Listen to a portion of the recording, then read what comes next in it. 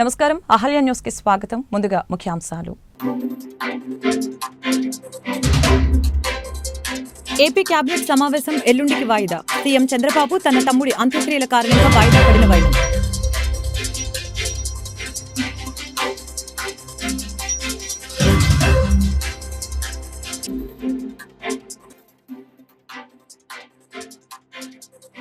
తప్పుడు నివేదికలు ఇచ్చిన అధికారులపై చర్యలు తీసుకోండని స్పీకర్ అయ్యన్న పాత్రుడు ఆదేశం. జగనన్న కాలనీలపై అసెంబ్లీలో చర్చ. జగనన్న కాలనీలపై పూర్తి స్థాయిలో విచారణ చేపట్టాలని ఆదేశం.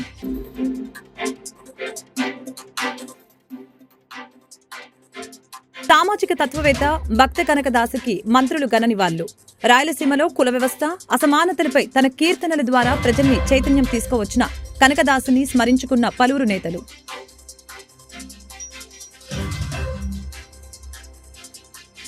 ఆంధ్రప్రదేశ్ కేబినెట్ సమావేశం వాయిదా పడింది. ముందుగా నిర్ణయించిన ప్రకారం ఈ రోజు సచివాలయంలో ముఖ్యమంత్రి నారా చంద్రబాబు నాయుడు అధ్యక్షతన రాష్ట్ర కేబినెట్ సమావేశం జరగాల్సి ఉంది. అయితే సీఎం చంద్రబాబు నాయుడు సోదరుడు నారా రామ్మూర్తి నాయుడు శనివారం కన్నుమూసిన విషయం విదితమే. దీంతో ఢిల్లీ, మహారాష్ట్రలో జరగవలసిన అన్ని కార్యక్రమాలను రద్దు చేస్తున్నట్లు సీఎం చంద్రబాబు నాయుడు ఢిల్లీ నుంచి నేరుగా హైదరాబాద్ చేరుకున్నారు. అక్కడి నుంచి కుటుంబ సభ్యులతో కలిసి తమ స్వగ్రామం నారావారిపల్లె వెళ్లారు. రామ్మూర్తి నాయుడు పార్థివ దేహానికి ఆదివారం అక్కడ అంత్యక్రియలు నిర్వహించారు. ఇక ఈ రోజు సాయంత్రం వరకు సీఎం చంద్రబాబు అక్కడే ఉంటారు. ఈ కారణంగా మంత్రివర్గ సమావేశాన్ని వాయిదా వేశారు. తప్పుడు నివేదికలు ఇచ్చిన అధికారులపై చర్యలు తీసుకోండని స్పీకర్ అయ్యన్న పాత్రుడు ఆదేశాలు జారీ చేశారు. ఒక అధికారిపై చర్యలు తీసుకుంటే మిగిలిన అధికారులు అలా చేయరని అన్నారు. తప్పుడు నివేదికలిచ్చే పద్ధతుల్ని అధికారులు వెంటనే మానుకోవాలని హితో పలికారు. మీరిచ్చినటువంటి రిపోర్టులో అధికారులు ఇచ్చిన రిపోర్టు వాస్తవం కాదు. వాస్తవంగా మాట్లాడుకుంటే అంటే మిమ్మల్ని ఏమన్నానంటే ఈ డైరెక్షన్ కాదు, రిక్వెస్ట్ ఇది. ఒకసారి రామకృష్ణ బాబు గారి ఉన్న ఇన్ఫర్మేషన్ తీసుకొని అది ఎంతవరకు వాస్తవం ఎంక్వైరీ చేసి హౌస్కి తప్పుడు రిపోర్ట్ ఇచ్చిన అధికారుల మీద వెంటనే చర్య తీసుకోండి. ఇది బయట స్టేజ్ మీద మాట్లాడినట్టు హౌస్కి ఇస్తే తప్పది. హౌస్కి తప్పుడు రిపోర్ట్ ఇచ్చిన ఎంక్వైరీ చేసి అధికారుల మీద యాక్షన్ తీసుకుంటే మిగతా అధికారులు అందరూ, నేను కూడా జిల్లా నుంచి వచ్చాను కాబట్టి నాకు తెలుసు, మీరిచ్చినటువంటి రిపోర్టులో అధికారులు ఇచ్చిన రిపోర్టు వాస్తవం కాదు. వాస్తవంగా మాట్లాడుకుంటే అంటే మిమ్మల్ని ఏమన్నానంటే ఈ డైరెక్షన్ కాదు, రిక్వెస్ట్ ఇది. ఒకసారి రామకృష్ణ బాబు గారి ఉన్న ఇన్ఫర్మేషన్ తీసుకొని అది ఎంతవరకు వాస్తవం ఎంక్వైరీ చేసి హౌస్కి తప్పుడు రిపోర్ట్ ఇచ్చిన అధికారుల మీద వెంటనే చర్య తీసుకోండి. ఇది బయట స్టేజ్ మీద మాట్లాడినట్టు హౌస్కి ఇస్తే తప్పది. హౌస్కి తప్పుడు రిపోర్ట్ ఇచ్చిన ఎంక్వైరీ చేసి అధికారుల మీద యాక్షన్ తీసుకుంటే మిగతా అధికారులు అందరూ. సామాజిక తత్వవేత్త, సంగీత విద్వాంసుడు, ఆధునిక కవి భక్త కనకదాస జయంతి సందర్భంగా ఆయన చిత్రపటానికి పలువురు మంత్రులు, ఎమ్మెల్యేలు పూలమాలలు వేసి ఘనంగా నివాళులర్పించారు. వెలగపూడిలోని అసెంబ్లీ హాల్లో కనకదాస జయంతిని సోమవారం ఘనంగా నిర్వహించారు. ఈ సందర్భంగా కనకదాస జీవిత విశేషాలని, రాయలసీమలో కుల వ్యవస్థ అసమానతలపై తన కీర్తనల ద్వారా ప్రజల్ని చైతన్యం తీసుకువచ్చిన విధానాన్ని మంత్రులు, ఎమ్మెల్యేలు స్మరించుకున్నారు. ఈ కార్యక్రమంలో మంత్రులు కింజారా పచ్చెన్నాయుడు, అనగాని సత్యప్రసాద్, నాదెండ్ల మనోహర్, బీసీ జనార్దన్ రెడ్డి, సత్యకుమార్ యాదవ్, టీజీ భారత్, కందుల దుర్గేష్, కొండపల్లి శ్రీనివాస్తో పాటు శాసనసభ చీఫ్ విప్ జీవి ఆంజనేయులు, విప్ కాల్వ శ్రీనివాసులు, ఎమ్మెల్యేలు గుమ్మన జయరాం, కందికుంట వెంకటప్రసాద్తో సహా పలువురు ఎమ్మెల్యేలు, ఇతర అధికారులు పాల్గొన్నారు. కార్తీక సోమవారం శైవ క్షేత్రాలు భక్తుల దీపారాధనతో ఆధ్యాత్మిక శోభను సంతరించుకున్నాయి. తెలుగు రాష్ట్రాల్లో ఉన్న ప్రధాన ఆలయాలతో పాటు పల్లెల్లో ఉన్న శివాలయాల్లోనూ లయకారుడికి కార్తీక సోమవారం ప్రత్యేక పూజలు చేస్తున్నారు భక్తులు. తెల్లవారుజామున కృష్ణ గోదావరి నదుల్లో పుణ్యస్నానాలు ఆచరించి కార్తీక దీపాలను వదిలారు. శ్రీశైలం, విజయవాడ, రాజమండ్రి, వేములవాడ, భద్రాచలం, యాదగిరిగుట్ట వద్ద వంటి ప్రధాన ఆలయాల్లో భక్తులు వేకువజాము నుంచే దర్శనాలకి పోటెత్తారు. పరమశివుణ్ణి దర్శించుకొని తరించారు. ముఖ్యంగా విజయవాడలోని కృష్ణా తీరానికి, రాజమండ్రిలో గోదావరి తీరానికి భక్తులు భారీగా తరలివచ్చి పూజలు చేశారు. మంగళగిరి రహదారిపై లేడీ అగోరు హల్చల్ చేసింది. విజయవాడ వెళ్లే రహదారిపై మంగళగిరి వద్ద జనసేన పార్టీ కార్యాలయం దగ్గరలో హైవేపై బైఠాయించింది. తను పవన్ కళ్యాణ్ ను కలవాలని, ఆయనను కలిసిన తర్వాతనే ఇక్కడి నుంచి వెళ్తానంటూ డిమాండ్ చేస్తూ రోడ్డుపై బైఠాయించింది.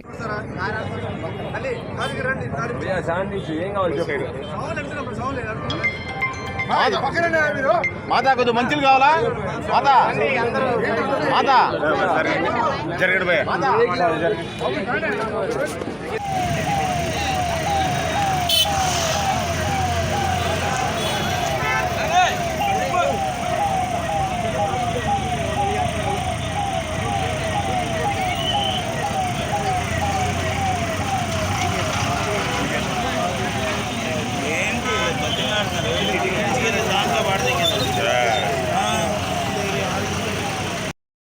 గత ప్రభుత్వంపై 5 ఏళ్లుగా పోరాడుతూ ఎన్డీఏ కూటమి గెలుపుకి తన వంతు పాత్ర పోషించిన కొమ్మారెడ్డి పట్టాభిరామ్కి సముచితమైన పదవి రావడం సంతోషకరమని ఎంపీ కేశినేని శివనాథ్ పేర్కొన్నారు. ప్రతిపక్షంలో ఉన్నప్పుడు తనపై దాడులు జరిగినా భయపడకుండా రాజీలేని పోరాటం చేశారని వెల్లడించారు. నేడు అందరూ అన్నట్టు అధికార పక్షం నుంచే కాదు, ఆ రోజున్న మన స్వపక్షం నుంచి కూడా దాడి ఎదుర్కొన్నారు. కొంతమంది వ్యక్తుల వల్ల అటువంటి దాడి ఎదుర్కొన్నారు. కాబట్టి మేము నలుగురికి కూడా గ్రూప్ ఉంది. అటువంటి వ్యక్తుల బారి నుంచి ఉన్న గ్రూపే మన నలుగురిది గ్రూపు. ఎవరైనా అవుట్డేటెడ్ ఎందుకు మనకి. కాబట్టి అటువంటి వ్యక్తులు మేము నలుగురు కూడా ఇవాళ బాగున్నామంటే అటువంటి వ్యక్తుల గ్రూప్ కూడా మాది ఒకటి ఉంది. కాబట్టి స్వపక్షంలో అధికార పక్షంలో అన్నీ ఎదుర్కొని సక్సెస్ఫుల్గా ఇవాళ పట్టాభి గారు ఈ విధంగా సక్సెస్ అయ్యారు. కాబట్టి ఆయన పడ్డ అవమానాలు నాకు కొన్ని తెలుసు, కానీ మేము అన్నిటినీ కూడా నవ్వుతా తీసుకుని ఇవాళ అన్నిటినీ అచీవ్ చేయగలిగారు. ఇక స్వచ్ఛాంధ్ర కార్పొరేషన్ ఆ పదవి రాగానే పట్టాభి గారికి ఫోన్ చేసి ఒకటే చెప్పారు, బ్రహ్మాండమైన పదవిలో వచ్చారు. ఎందుకంటే చంద్రబాబు నాయుడు గారికి అత్యంత ఇష్టమైన పదవి. ఆయన ఏ సభలో ఉన్నా కూడా 80 లక్షల టన్నుల మెట్రిక్ టన్నుల ఆస్తి మనకు వదిలేళ్ళారు. మిగతా ఆస్తి అంతా దోచేసుకున్నారు. ఒక చెత్తను మాత్రం మనకు వదిలేళ్ళారు ఇప్పుడు గత ప్రభుత్వం. ఆ చెత్తని మాత్రం మనం అర్జెంటుగా క్లీన్ చేయాలని మీరు చూస్తే ఏ సభలో అయినా ఆయన ప్రస్తావిస్తూ ఉంటారు. అటువంటి క్లీన్ చేసే పని ఆయన స్వయంగా చంద్రబాబు మ్యాప్ల ఆధారంగా డ్రైన్లు శుభ్రపరచండి విజయవాడ నగరపాలక సంస్థ కమిషనర్ ధ్యానచంద్ర ఆదేశాలు జారీ చేశారు. పారిశుద్ధ్య నిర్వహణ సక్రమంగా చేసుకుంటూ ఎప్పటికప్పుడు వ్యర్థాలను తీసివేయాలని అధికారుల్ని ఆదేశించారు.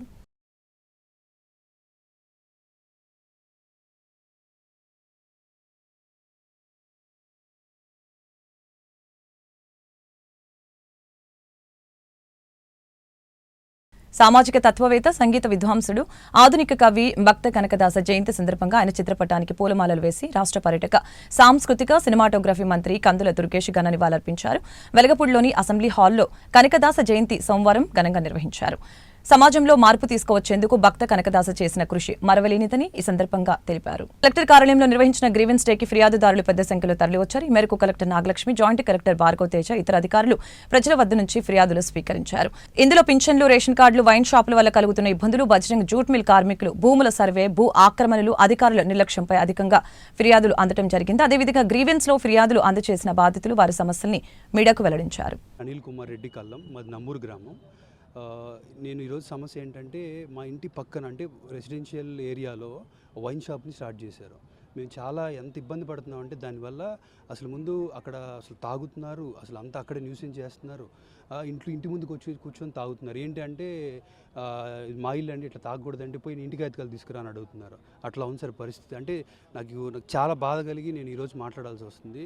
ఆ రకంగా అంతా బాగా పొల్యూషన్ అయిపోయి తాగిన వాళ్ళు ఎందుకుంటారండి అట్లా గొడవ, ఒకటే గొడవ, న్యూసెన్స్, పార్కింగ్, ఇంట్లో ఉన్న పిల్లలు ఆడవాళ్ళు ఏమన్నా బయటికి రావాలంటే ఇచ్చామండి. మేడం గారు చూస్తామని చెప్పారు, ఫార్వర్డ్ చేశారు ఎక్సైజ్ డిపార్ట్మెంట్ వాళ్ళకి. వాళ్ళు వచ్చి చూసి దాన్ని బట్టి వాళ్ళు డెసిషన్ తీసుకుంటానని చెప్పారు. అంటే పర్మిషన్ ఇచ్చేటప్పుడు మాకు తెలియదండి. అంటే మనకేం తెలుస్తుంది వాళ్ళు పర్మిషన్ పెడుతున్నారా, ఆ రోజు ఓపెనింగ్ అయ్యే రోజు ఇట్లా ఓపెన్ అవుతుందని తెలిస్తే మాకు ఆ రోజు జరిగింది. మేము ఆ రోజు అపోజ్ చేసాం. ఈరోజు మేడం గారి దృష్టికి కూడా తీసుకొచ్చాం. మేము సాల్వ్ అవుతుందని నేను నమ్మకంతో ఉన్నాను. అట్లా ఏం లేదండి, ఏం లేదు. మేడం దగ్గర బెదిరింపులు అంటే ఇంకా తాగిన వాళ్ళు గొడవ చేస్తారు. ఇప్పుడు ఆటోలు అడ్డం పెడతారు, బైకులు అడ్డం పెడతారు, అటు ఇటు వెళ్ళలేని పరిస్థితి, ఇబ్బంది పడతారు, పిల్లలు వెళ్తారు. అదిగాక ఇంకా మీరు ఇంక ఇంటి పక్కన ఇల్లు, ఇంకా తాగిన వాళ్ళతో మనం రోజు ఆర్గ్యుమెంట్, రోజు గొడవ పెట్టుకోలేము. మన పనులు మనకుంటాయి. ఇంకెట్లా అంటే ఇది టైమింగ్ అనమాట. షాప్ ఓపెన్ చేసేలోపు వెళ్ళిపోయి నా పని చూసుకొచ్చుకోవాలి, షాప్ క్లోజ్ చేసిన తర్వాతే నా పని నేను చేసుకోవాలి. అట్లా ఉంది పరిస్థితి. దయచేసి మీరు ఏదో ఒక చర్యలు తీసుకుంటే బాగుంటుందని నేను కోరుకుంటున్నాను. Thank you. అందరికీ జై భీమ్. నా పేరు పిల్లి బాబురావు, జై భీమ్ కార్మిక సంక్షేమ సంఘం అధ్యక్షుడిని. గత 10 సంవత్సరాలు బట్టి బజరంగ జూట్ మిల్లు అక్రమ లాకౌట్లు వేసి కార్మికులకు 3,000 మంది కార్మికులకు ఉపాధి లేకుండా బజార్లో వీధులు ఎమ్మడి తిరిగేటట్టుగా చేసిన దావు గోపాల్లోనాని, ఇన్ఛార్జి డైరెక్టర్ బ్రిడ్జి గోపాల్లోనాని మేము ఆయన యొక్క చర్యల్ని అన్ని సంబంధిత అధికారులందరికి కూడా మేము తీసుకెళ్ళాము. అయినా కానీ ఎవ్వరు కూడా దీని మీద రెస్పాండ్ కాలేదు. అయితే టీడీపీ ప్రభుత్వం 2014 నుంచి 2019 వరకు సంబంధిత మంత్రుల చేత మంత్రాలు జరిపించారు కానీ ఎలాంటిది చేయకుండా కూడా మరి డీసీఎల్ లేబర్ డిపార్ట్మెంట్లో కూడా దాని మీద ఎలాంటి మినిట్స్ కాపీ కూడా తయారు చేయలేదు.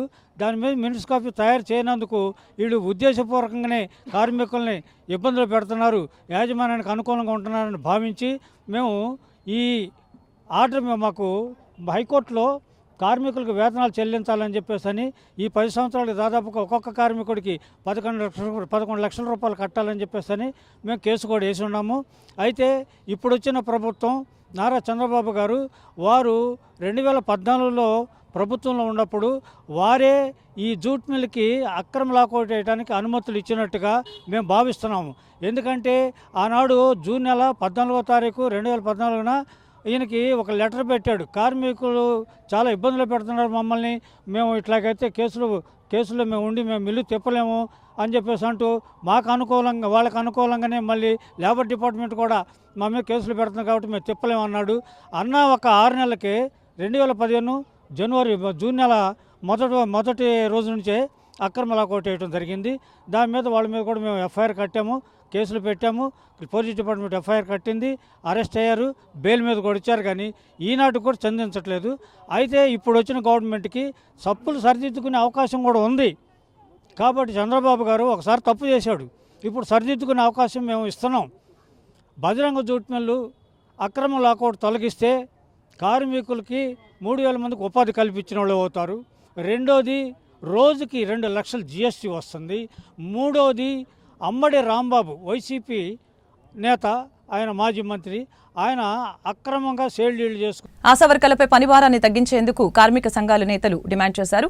ఈ మేరకు సిఐటియు ఆధ్వర్యంలో సోమవారం కలెక్టర్ కార్యాలయం వద్ద ధర్నా నిర్వహించారు. అనేక రకాల విధులు అప్పగిస్తున్న కారణంగా ఆశా వర్కర్లు తీవ్రమైన మానసిక ఒత్తిడికి గురవటం జరుగుతుందని చెప్పారు.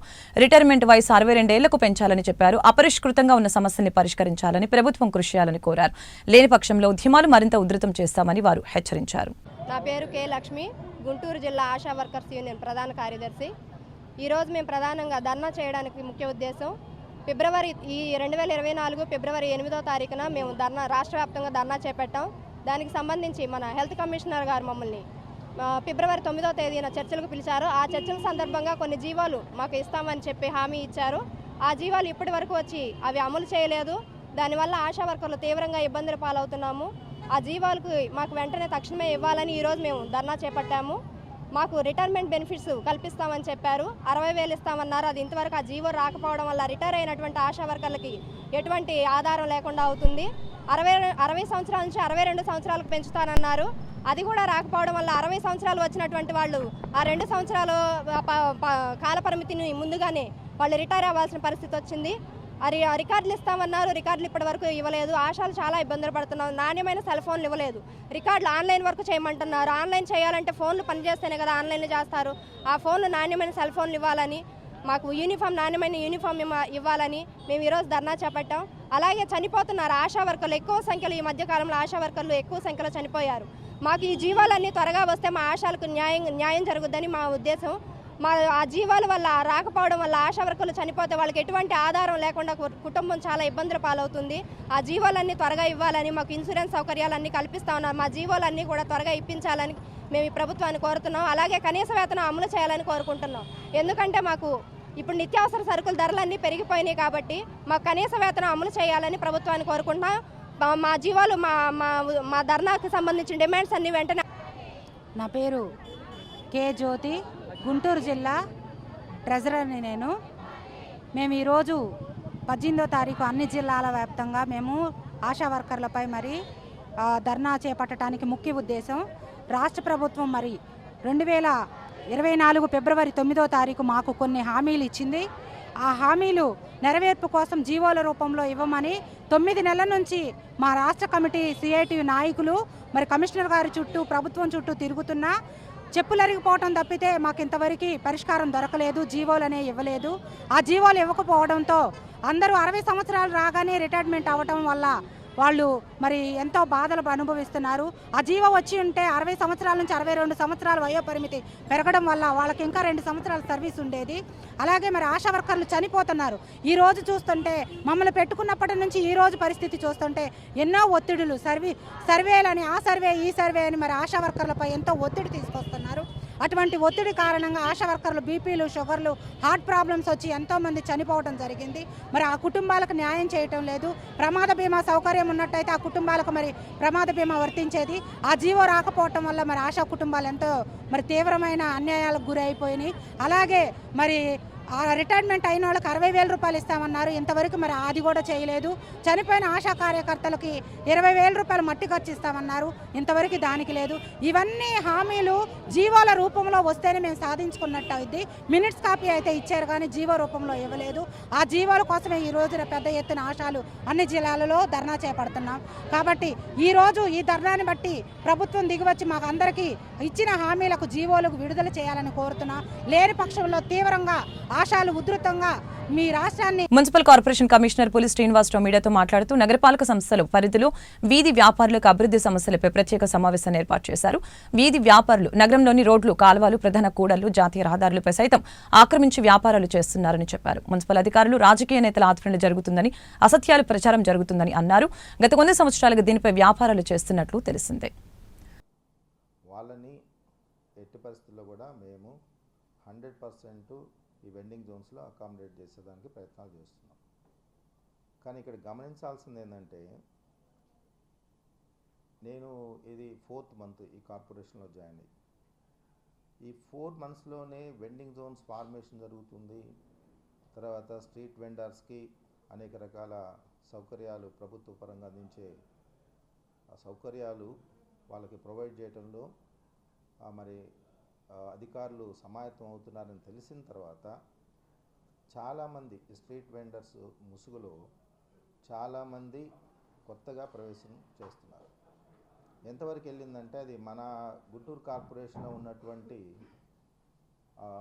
రోడ్స్ అన్నీ కూడా ఫిల్ అయ్యి, తర్వాత రోడ్స్ అంటే ఫుట్పాత్లు, డ్రైన్స్, తర్వాత మెయిన్ రోడ్స్, నెక్స్ట్ నేషనల్ హైవేస్కి కూడా వెళ్ళిపోయారు. మీరు చూస్తే నేషనల్ హైవేస్లో కూడా బాగా వేశారు.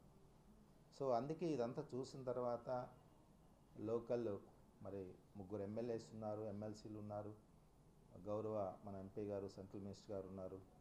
వీళ్ళందరి యొక్క సూచనలు, సలహాలు తీసుకొని మరి స్ట్రీట్ వెండర్స్ యొక్క వాళ్ళ అభిప్రాయాలు కూడా తీసుకొని టెంటేటివ్గా ఒక ఐడియా అయితే ఫ్రేమ్ చేసుకోవడం జరిగింది. కానీ దీని వెనక ఏంటంటే, నేను గమనించింది, నా దృష్టికి వచ్చింది, గత కాలంలో ఈ స్ట్రీట్ వెండర్స్ ముసుగులో మొత్తం ఎంక్రోచ్మెంట్స్కి ఎవరైతే కారకులయ్యారో, ఎవరైతే వాళ్ళని ప్రోత్సహించారో, ఎవరైతే అనేక రకాలుగా లబ్ధి పొందుతూ దీన్ని ఒక అవకాశంగా మలుచుకొని బిజినెస్ చేసుకున్నారో, వాళ్ళ ప్రభావంతో కొంతమంది చాలా గాసిప్స్ క్రియేట్ చేసి స్ప్రెడ్ చేస్తున్నారు.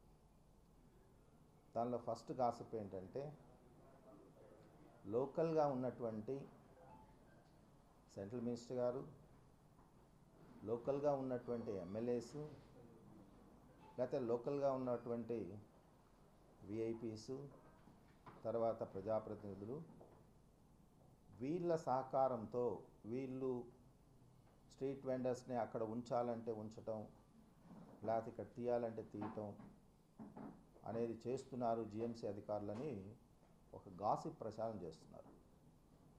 ముఖ్యంగా దాన్ని దృష్టిలో పెట్టుకొని ఈ ప్రెస్ కాన్ఫరెన్స్ పెట్టడం జరిగింది. ఎట్టి పరిస్థితుల్లో కూడా గాసిప్స్ అనేది మేము తీవ్రంగా ఖండిస్తున్నాం.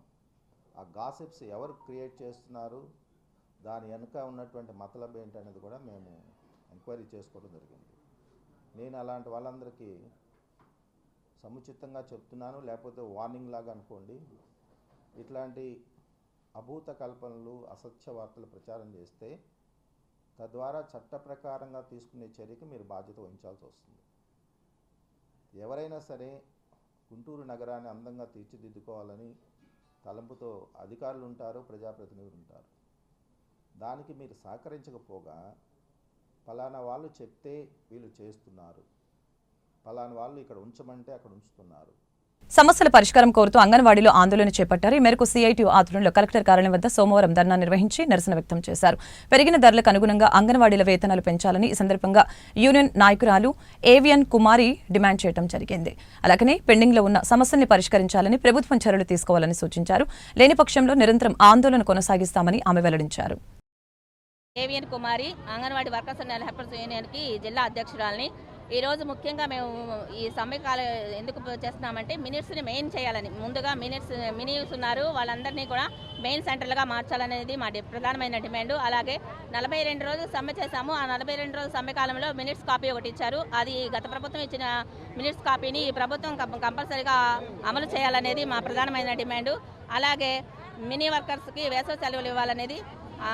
అలాగే ఈ ధరలు పెరిగిన కారణంగా ధరలకు అనుగుణంగా మా వేతనాలు పెంచాలి అనేది కూడా మా ప్రధానమైన డిమాండ్. అలాగే స్థానికంగా ఈ గుంటూరు జిల్లాలో వర్కర్ ఖాళీ పోస్టులు ఉన్నాయండి. ఆ ఖాళీ పోస్టులకి హెల్పర్స్కి ఇంటర్వ్యూస్ కూడా చేశారు. కానీ ఇంతవరకు సైన్ చేసిన కాపీని ఇంతవరకు కలెక్టర్ గారి దగ్గర నుంచి రాలేదు. వాళ్ళ పోస్టులకు ఖాళీ చేయలేదు. కాబట్టి ముందుగా వర్కర్ పోస్టులని ఖాళీ చేయాలని, అర్హులైన హెల్పర్ని తీసుకోవాల్సిందిగా మేము ప్రధానంగా డిమాండ్ చేస్తున్నాము. ఈరోజు మినిట్స్ కాపీలో 42 రోజుల సమ్మె కాలంలో ఏదైతే మినిట్స్ ఇచ్చారో ఆ మినిట్స్ కాపీని మాత్రం అమలు చేయాలని చెప్పేది ప్రధానమైన డిమాండ్. అలాగే మినిట్ సెంటర్ని మెయిన్ చేయాలనేది కూడా ఈరోజు ప్రధానమైన డిమాండ్. సమస్యల పరిష్కారం కోరుతూ 108 ఉద్యోగులు చేస్తున్న ఆందోళన కొనసాగుతూనే ఉంది. ఇందులో భాగంగా సోమవారం కలెక్టర్ కార్యాలయం వద్ద ధర్నా నిర్వహించి నిరసన వ్యక్తం చేశారు. 108 వాహనాలని ప్రభుత్వం నిర్వహించాలని యూనియన్ నాయకులు రామకృష్ణ ఈ సందర్భంగా డిమాండ్ చేయడం జరిగింది. 108 సిబ్బందికి ఉద్యోగ భద్రత కల్పించాలని సూచించారు. 108 ఉద్యోగుల సమస్యలపై ప్రభుత్వం ప్రత్యేక శ్రద్ధ వహించాలని తెలిపారు. గత ఈ నెల 11వ తేదీన రాష్ట్ర వ్యాప్తంగా కూడా అన్ని జిల్లాలు కూడా మాట్లాడుకొని మేము ప్రభుత్వం కానీ యాజమాన్యం కానీ మా ప్రధానమైన డిమాండ్లతోటి 15 డిమాండ్లతోటి సమ్మె నోటీస్ ఇవ్వడం జరిగింది. అందులో భాగంగా ఈరోజు అన్ని జిల్లాల్లో కూడా కలెక్టరేట్ వద్ద రిలే నిరాహార దీక్ష కూడా కార్యక్రమాన్ని తలపెట్టి ఉన్నాము. ఇప్పటికీ 6 రోజులు గడుస్తున్నా కానీ ఇటు ప్రభుత్వం కానీ యాజమాన్యం కానీ మా సంఘ నాయకులు పిలిపించి చర్చలు కూడా పిలిపించలేదు. మేము ఒక్కటే కోరుతా ఉన్నాం. మా ప్రధాన డిమాండ్లు గతంలో యాజమాన్యాలు కూడా ప్రభుత్వాలు అనేక యాజమాన్యాలకి ప్రైవేటు సంస్థలకి ఈ 108 వ్యవస్థను అప్పగించి వాళ్ళ లాభాపేక్ష కోసం నడుపుతా ఉన్నారు. గతంలో జీవీకేఎంఆర్ఐ, తర్వాత బీవీజీ, తర్వాత ఇప్పుడు అరబిందో యాజమాన్యం ప్రభుత్వాలు మారిన కొద్దీ వాళ్ళకి కొమ్మకలుగా కాసిన వాళ్ళకి మాత్రమే ఈ సంస్థలను అప్పగించి మా 108 ఉద్యోగుల జీవితాలను కూడా రోడ్ల పాలు చేశారు. కాబట్టి మా ప్రధాన డిమాండ్ వాళ్ళ యాజమాన్యాలు ఒకటే లాభాపేక్ష చూసుకుంటున్నాయి కానీ ఉద్యోగుల యొక్క భవిష్యత్తును దృష్టిలో పెట్టుకోవట్లేదు. మా ప్రభుత్వమే ఈ 108ని నేరుగా నిర్వర్తించాలి. 100% నిధులు ప్రభుత్వం ఇస్తున్నప్పుడు యాజమాన్యాలకు ఎందుకు అప్పగిస్తున్నారో మాకు ఇప్పటివరకు అర్థం కావట్లేదు. ప్రభుత్వం నేరుగా 108ని నిర్వహించాలి. రెండో డిమాండ్ వచ్చేసరికి వైద్య ఆరోగ్య శాఖలో ఇప్పటివరకు కూడా ఎక్కడా కూడా 12 గంటల పని విధానం లేదు.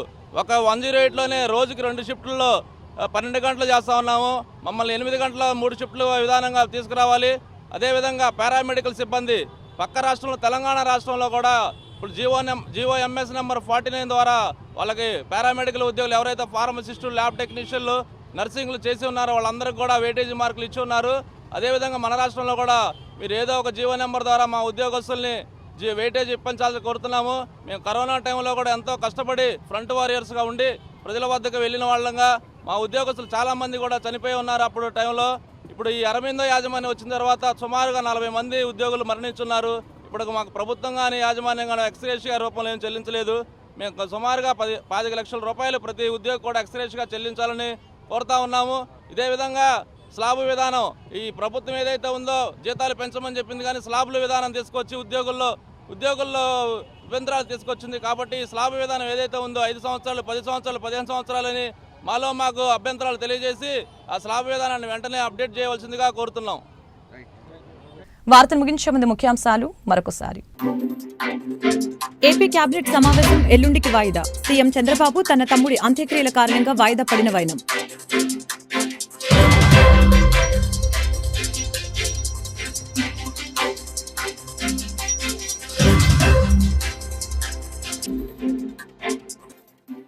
తప్పుడు నివేదికలు ఇచ్చిన అధికారులపై చర్యలు తీసుకోండని స్పీకర్ అయ్యన్న పాత్రుడు ఆదేశం. జగనన్న కాలనీలపై అసెంబ్లీలో చర్చ. జగనన్న కాలనీలపై పూర్తి స్థాయిలో విచారణ చేపట్టాలని ఆదేశం.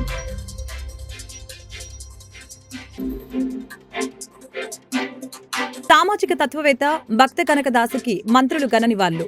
రాయలసీమలో కుల వ్యవస్థ అసమానతలపై తన కీర్తనల ద్వారా ప్రజల్ని చైతన్యం తీసుకువచ్చిన కనకదాసుని స్మరించుకున్న పలువురు నేతలు.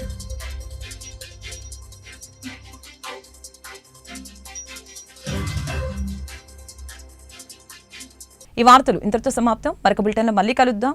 నమస్కారం.